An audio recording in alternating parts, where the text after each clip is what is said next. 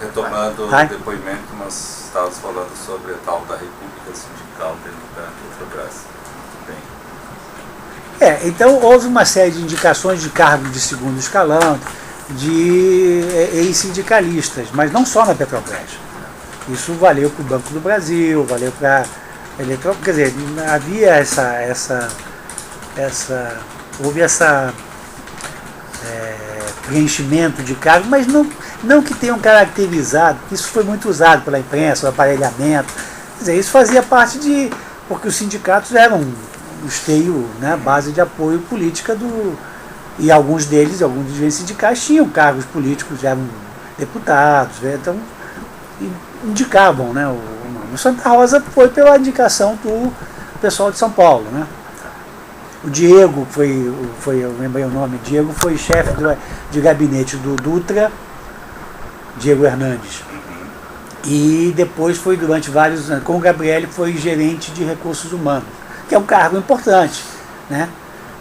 Mas não fundamental, não é decisório na estrutura Ele era do sindicato de Capuava. O Santa Rosa, o Wilson Santa Rosa, era indicação de quem? A informação que a gente tinha, ele tinha sido presidente do sindicato de Campinas, o Sindicato de Campinas. Ele trabalhava na Replan. Eu conheci o Santa Rosa porque eu fiquei 40 anos na Petrobras, da época de Campinas, né? E a história teria sido uma indicação, o Guxiquem confirmou mais ou menos que nessa conversa que eu tive um pouco antes do Guxiquem, um pouco antes não, algum tempo antes dele morrer, o Santa Rosa tinha mas acho que era mais do que, depois que o Guxiquem morreu, o Santa Rosa continuou, quer dizer. Continuou. Então não era só do Guxiquem. E quem era o operador lá da comunicação? Tinha um operador, alguém que...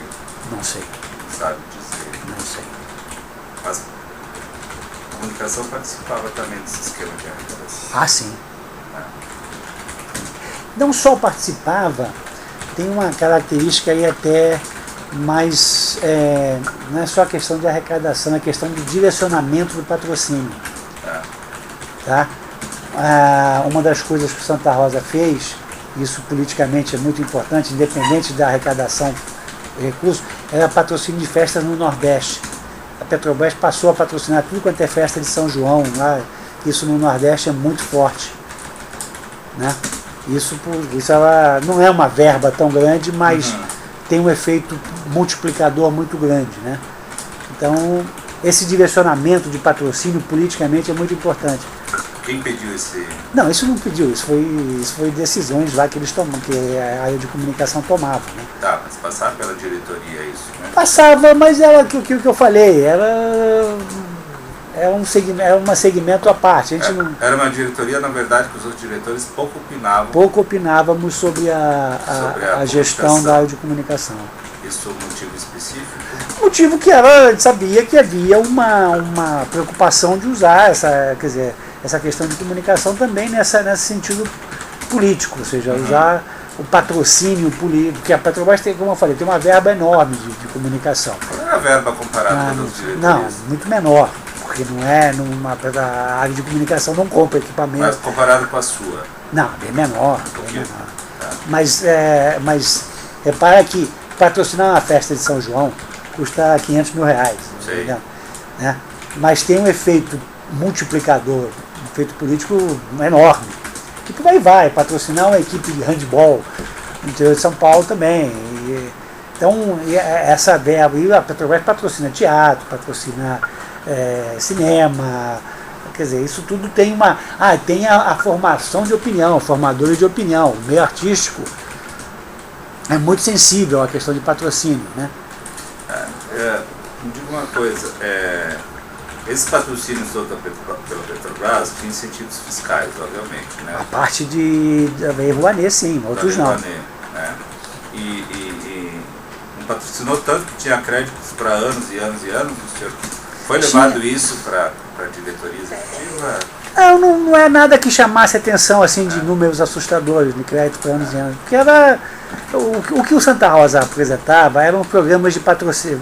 Vamos lá, entendeu? A gente não tinha muito o que questionar, porque o recurso estava disponível e o direcionamento era o direcionamento que a gente está falando em diretorias, antes de avançar para os outros pontos, vamos falar das outras diretorias. Paulo Roberto a gente já sabe como é que funcionava. Renato Duque também tinha o programa de arrecadação de propina dele, né? Guilherme Estrela, diretoria de exploração e produção, como é que funcionava? Olha, eu não sei como funcionava em detalhes. Eu sei que a referência do Estrela, o Estrela uma vez me disse, né, quando eu estava saindo da diretoria, eu lembro que a última reunião que nós tivemos foi a reunião de planejamento no início de 2008. A diretoria se isolava durante uma semana, foi em Búzios. E já estava certo que eu ia sair, já era questão de semanas. Né? Aí o Estrela sentou lá no café da manhã e falou, olha, para mim não é novidade, você está vivendo, eu já vivi várias vezes. Eu já fui substituído 3 vezes e acabei ficando. Foi aquela época do diretoria que fui a Poço. Ele chegou a ser, o Djalma veio na minha sala já comemorando a indicação veio me pedir se eu podia, a sessão de um gerente meu que ele queria levar para a gerência executiva da área dele, porque aquele deputado Severino tinha indicado o Djalma como diretor de IP. E o Estrela falou que por 3 vezes o Gabriel comunicou a ele que ele estava fora, porque a pressão era muito grande em cima dele. Então o Estrela, desde o começo, o que ele fez foi delegar ou seja, para os gerentes executivos dele o gerenciamento dessa arrecadação. Agora, de que maneira esses gerentes faziam, não ficou tão explícito como a questão da SBM, né, que isso foi, a SBM coloca lá o nome dos gerentes lá do Estrela. Mas ele sabia que havia uma arrecadação. Não, que ele sabia é evidente, o que o senhor falou, como todos os diretores sabiam, né? Mas aí havia o viés partidário. Tanto o Estrela como o Hildo, que são os diretores. O próprio Almir é que se protegeu muito bem, mas eram diretores vinculados ao PT, mantidos pelo. No caso específico, vamos lá, do Hildo e do Estrela, que tinham áreas importantes de investimento e tal. Claro, o Hildo muito menos que o Estrela, porque o IP é o nosso maior orçamento, né? Mas sabiam que essa arrecadação privilegiava ou beneficiava o partido. Então, eles não... Partido dos Trabalhadores. Exatamente. Especificamente.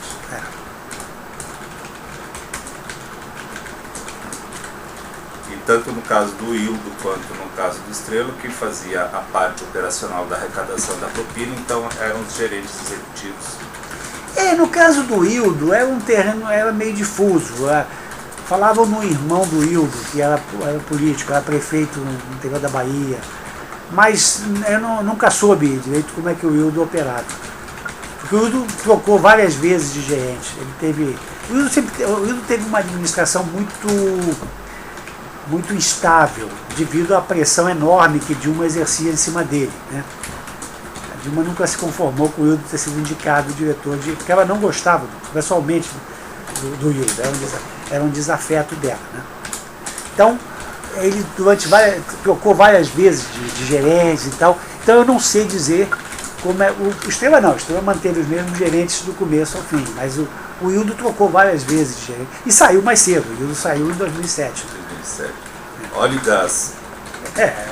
Gás e energia. Gás e energia. A Graça Foster? A Graça também. A Graça também tinha essa dificuldade. Uma vez até o Duque me disse, não aguento mais a Graça dizer que ela não sabe como é que a gente consegue fazer essas operações. A Graça se mostrava intimidada pela... E aí o Duque ficou literalmente muito irritado por isso, falou, como é que ela não sabe? Né? Mas, claro que é evidente que ela também, a Graça é uma partidária, membro do PT e tal, também dentro dessa lógica de arrecadação partidária. Né? Mas isso era, obviamente, como nós falamos, isso não constava em pauta de reunião, né? Mas isso era conversado entre os diretores, em conversas privadas. Sim. Como é que se davam essas conversas? Em que termos se davam essas conversas? Um almoço, a gente almoçava... Não, mas especificamente, conseguia arrecadar tanto? Como é que era isso? Não. Eu particularmente nunca tive assim, com o Duque a gente acertava mais, no caso da sonda, aí, a divisão de pagamentos e tal, mas não havia essa prestação de contas, eu arrecadei tanto. Então, não dá para concorrer aqui nessa empresa aqui porque já foi cobrada pela outra diretoria. Isso existia ou não existia? Eu não sei. Tá. Não posso dizer que não existia porque eu não sei. Porque essas grandes empreiteiras, essa história que foi contada, isso eu achei uma forçação de barra. Não havia um padrão que a imprensa divulgou muito isso, que havia um padrão de 1%. Isso, tá. Cada projeto era, eu sei que era um projeto, e não havia também essa cartelização, havia acordos, mas as empreiteiras tradicionalmente não se cartelizam, elas brigam feio uma com a outra, né? Evidentemente que também chegam a um acordo, mas não havia assim, formou-se uma imagem que criou-se uma regra de jogo. Eu nunca tive conhecimento disso. Quer dizer, não sei se depois que eu saí, eu não posso afirmar se isso depois evoluiu para um acerto mais abrangente, entendeu? Mas tem uns 5 anos que eu trabalho na diretoria e já tinha muita obra sendo projetada. Não tive conhecimento desse tipo, até pelo contrário, sabia que havia uma preocupação de um derrubar o outro, e às vezes, evidente que um interesse maior chega a ser um acordo, né? Melhor dividir um prato de moeda do que não comer nada, né? Exato. Mas, e na sua área também havia uma política um pouco diferente. E eu não tinha exatamente esse relacionamento, porque eu não investia no Brasil, então não dá para saber. Mas assim, o fato é que podemos afirmar então que a diretoria executiva sabia que estava lá para arrecadar propina. Isso é um pouco de exagero, né, doutor Paulo? Não é que não era a finalidade precípua, né? Não, obviamente, mas uma das atividades. Sim, claro. Uma das atividades você pode afirmar que todo mundo sabia, ou arrecadava diretamente, ou alguém arrecadava ou cumpria esse papel para arrecadar. Sim. Sim. Isso é fato. É fato. Bem. Então vamos agora para o próximo ponto. Não, aí já é a substituição da diretoria. A substituição, né? Como é que foi a sua substituição na diretoria internacional? Então, eu comecei a falar, quer dizer, houve essa venda, dessa ideia de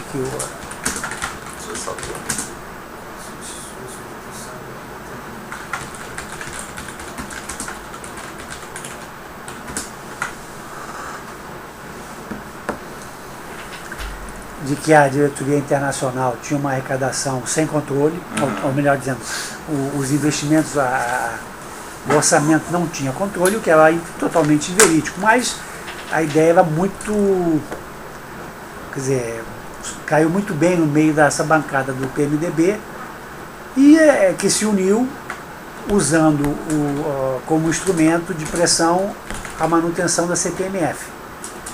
E isso passou a ficar muito forte ao final de 2007, né, quando foi informado que a pressão era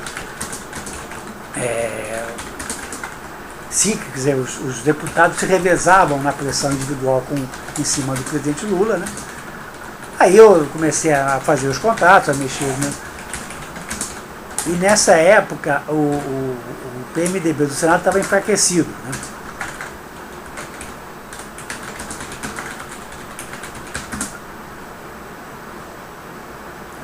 Constante.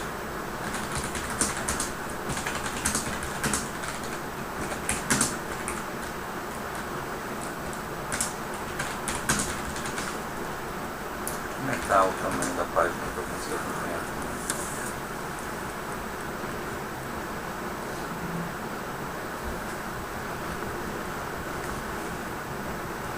É uma pressão constante dos deputados em ser o presidente Lula.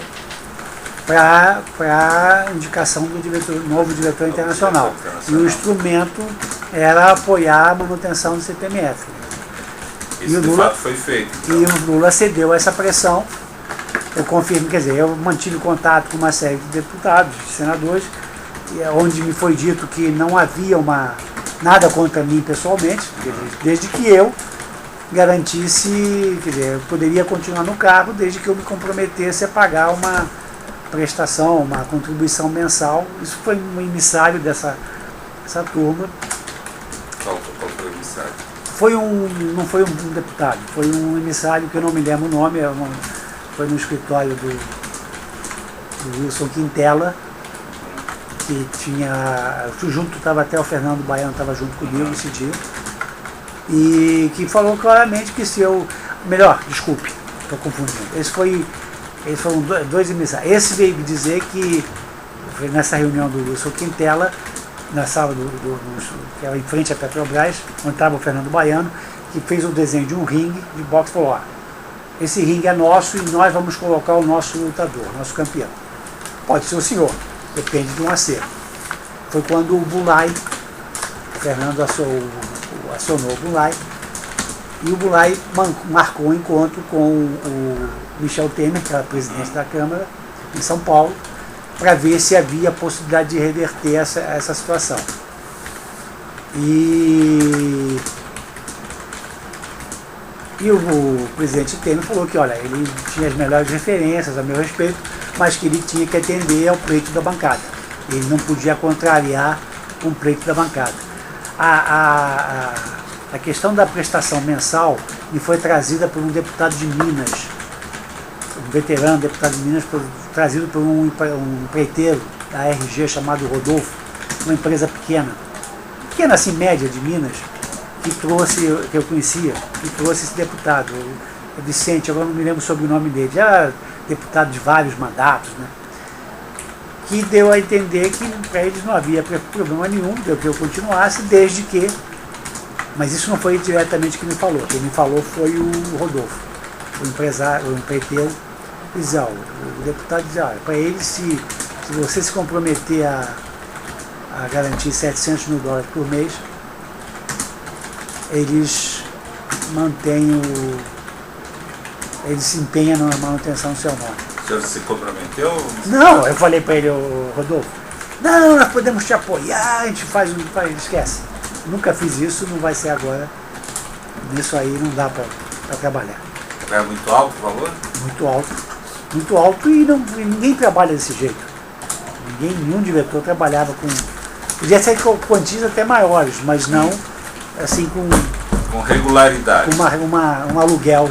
Um aluguel mensal. Metas. Não, você viu que no caso da campanha foram $6 milhões entregues. Em 6 meses, praticamente. Mas isso num determinado momento. Sim. Agora, prestações mensais não dá. Isso nenhum diretor tinha, que eu saiba. Né? Se o senhor soubesse, pode ser. E aí o senhor não conseguiu? Não, aí eu falei que não dava. Não dava. E aí em janeiro, o ministro Lobão, nessa reunião em Buenos Aires, nesse evento em Buenos Aires, me comunicou que o presidente Lula tinha chamado e dito: olha, porque como é a área dele, né? A Petrobras é da área do Ministério da Energia, ele falou que ia me substituir. Aí eu falei para o ministro: ministro, mas o senhor sabe do acordo, porque ele é do PMDB, do Senado. Ele falou: não, do acordo o Lula sabe, mas ele falou que acordos em política são superados. Né?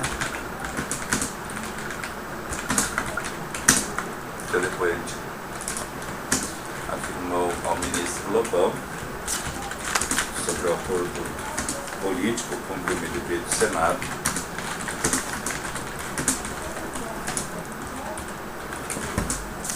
Ao que foi dito por esse, o presidente Lula lhe disseram que acordos políticos são superados. Então o senhor o senhor entrou de manhã cedo, diretor, e saiu de tarde, diretor financeiro da BR. Da BR Distribuidora. Aí a informação que eu tive do Dutra, que foi me buscar, fez questão de me buscar pessoalmente lá na minha sala, né? Eu não tinha informação nenhuma sobre isso. Isso foi decidido um domingo em Brasília. Tá. E a reunião do Conselho foi numa segunda-feira. Como é que o senhor sabe que foi decidido um domingo? Porque o Dutra me falou que a reunião tinha sido domingo em Brasília. Aonde? Que local? Em Brasília. Tá. Não sei se foi no Planalto, foi na Alvorada. Mas quem teria participado dessa reunião? O Dutra, o Gabriele, o Lula, Dilma e mais pessoas, não sei. Aqui, Brasília, cujo local não sabe, em que teriam participado Dutra, Gabriele, Lula, Dilma e outras pessoas. É isso? Isso. Eu não sei se Lobão participou, o Lobão nunca me falou nada. Sabendo se Lobão participou. Não, o Dutra com certeza, porque o Dutra veio na segunda, a reunião teria sido no domingo, Tá. e na segunda de manhã o Gabriel me comunicou que eu estava fora da diretoria, não tinha jeito, ia ser aprovado pelo conselho, e à tarde o Dutra veio sem eu saber, não tinha informação nenhuma, tanto que o Gabriel me perguntou qual era o meu plano, eu falei, eu vou sair, vou me aposentar e vou embora.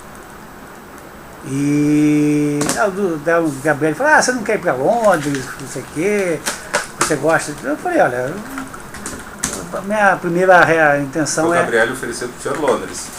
A Londres o escritório de Londres não tem. Não faz parte do circuito, eles operam.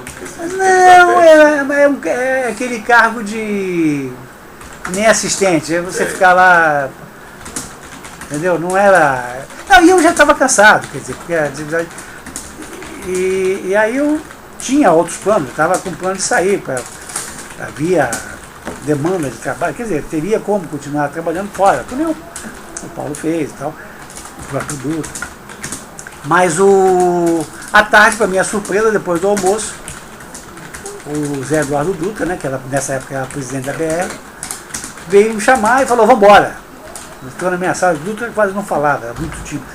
Nós falamos, vambora. Eu falei, como vambora? Você não está sabendo? Você é um novo diretor financeiro da BR. Eu falei, que porra de diretor financeiro da BR? Que isso, Dutra? Você está maluco? Não, porra, o Lula indicou ontem, falou. Aí foi que ele contou a conversa, que aí o Lula teria perguntado nessa reunião, bom, e o Nestor, como é que fica? E o Dutra disse, não, olha, tem um cargo, que realmente estava vazio, o diretor financeiro tinha se demitido, tinha brigado com a Graça, antes dela sair da BR, então já tinha 6 meses que a BR, o Dutra estava acumulando, que aí o Dutra entrou no lugar da Graça, quando a Graça substituiu o Wildo, e o Dutra não nomeou ninguém, porque a Dilma falou, não nomeia ninguém não, acumula aí. E aí o Dutra aproveitou nessa reunião de Brasília e falou, tem um cargo vago lá na diretoria da BR, que está já há 6 meses sem. Aí o Lula teria dito, quer dizer, isso na informação do Dutra, não, então se o Nestor concordar, ele é o novo diretor financeiro da. Quer dizer, evidentemente que tinham que me consultar, mas aprovaram sem me consultar.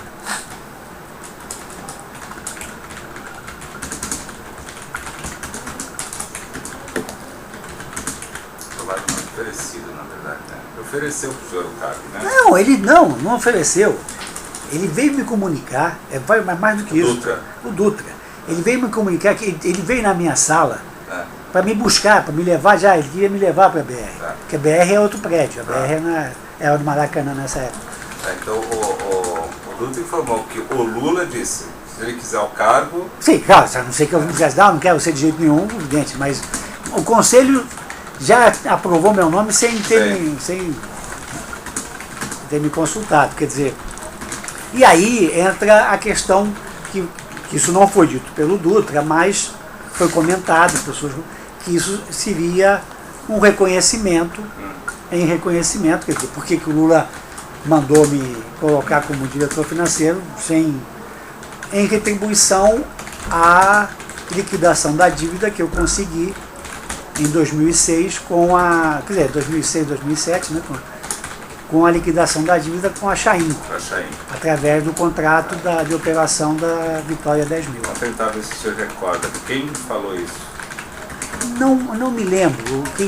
Quem me disse que uma vez, mas isso antes de eu ser substituído na diretoria, que eu teria que usar isso e tal, foi o Sandro Tordinho. O Sandro Tordinho falou, olha, o que você fez teve um valor enorme. Foi um dos que, mas isso foi antes de se efetivar essa troca. Ele só me disse, você tem um trunfo na mão muito grande. Não, entendeu? Mas foi comentado que por que eu fui colocado como diretor financeiro. O senhor não pediu, o senhor ia se aposentar, né? Eu não pedi nada, não, mais do que isso, eu não sabia que eu tinha sido indicado. Eu soube pelo Dutra, à tarde na reunião do conselho. Então, saiu de manhã e já subiu de tarde No dia seguinte eu já fui para a BR para ser diretor sem financeiro. a aprovação do conselho? Não, o conselho aprovou. O conselho aprovou assim, mas rapidinho assim? Não, o conselho aprova. O conselho, do mesmo jeito que me substituiu, porque a pauta entra. Esse é o tipo de pauta que não é mandada com antecedência para o conselho. Essa é pauta que é chamada pauta axilar. Que a presidente do conselho pede que a diretoria se retire. E aí coloca, porque a diretoria não pode. A diretoria não participa, a diretoria participa como ouvinte. Sim. Mas nesse momento, quando há substituição de diretores, a presidente ou o presidente do conselho pede que os diretores se retirem e comunica que houve a decisão de substituir o diretor fulano por fulano de tal. Então isso valeu para a minha substituição e valeu para a minha nomeação, porque o conselho era o mesmo. Ele encerrava a reunião de conselho da Petrobras e no final, na última hora da reunião, tratavam-se assuntos da BR que eram de muito menor importância. Claro. Né? Mas nesse dia coincidiu que pela manhã entrou a pauta da minha substituição e à tarde entrou a pauta da minha nomeação no conselho da BR. Então foi rápido, no mesmo dia. Foi no mesmo dia. Pauta Axilar. axilar. Nunca ouviu essa? O pessoal nunca falou isso? Isso é um jargão da Petrobras. É pauta que é trazida embaixo do braço. Exatamente. É igual o embargo auricular nosso. Muito bem. Não, aí acho que em termos de envolvimento do presidente é isso, porque depois na BR já não. Aí já saiu, o Lula saiu em 2010. Ah não, tem mais um ainda, peraí. Acabei esquecendo se eu tinha mencionado. Sonda. Não, a sonda já foi dito. A sonda... Não, nós temos que entrar para a sonda aqui ainda. Nós não chegamos a falar sobre a sonda ainda. Não, falei que houve, a gente conseguiu, bom, vou repetir. Vamos detalhar depois. Tá. Diga, então. Não, houve sobre a questão de interferência de nomeações políticas, que em 2009 o Fernando Collor, o senador Fernando Collor, passou a ser, quer dizer, acertou com Lula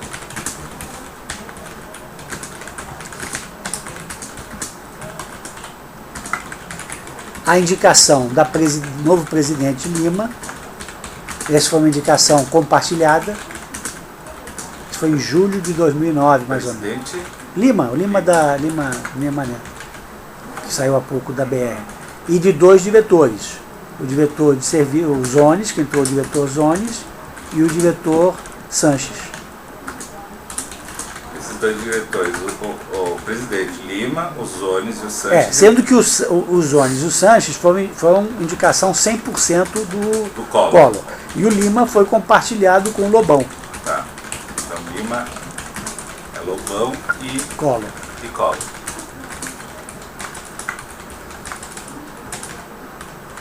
E com o patrocínio também do PT, dito pelo Gabriel, o PT Caranguejo, o PT do Nordeste. Porque o Lima é de Sergipe. E também teve o patrocínio do Dutra. E, na verdade, quem indicou o nome do Lima foi o Dutra, que não é de Sergipe, mas fez carreira política em Sergipe. E foi apoiado pelo pessoal do Nordeste, o Deda, a turma que o Gabriel chama dos caranguejos do PT, o pessoal do Nordeste.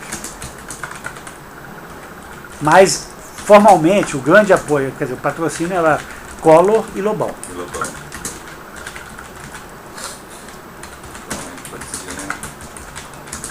Mas isso foi negociado diretamente. Mas ele tinha apoio também, o Lima tinha apoio do PT Caranguejo, né? PT Caranguejo. Que era o pessoal do Nordeste. Do Nordeste.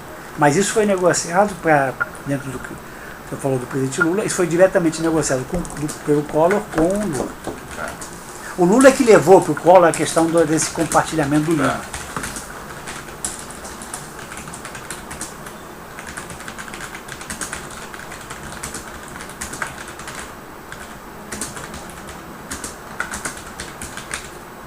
Havia uma divisão aí de propina na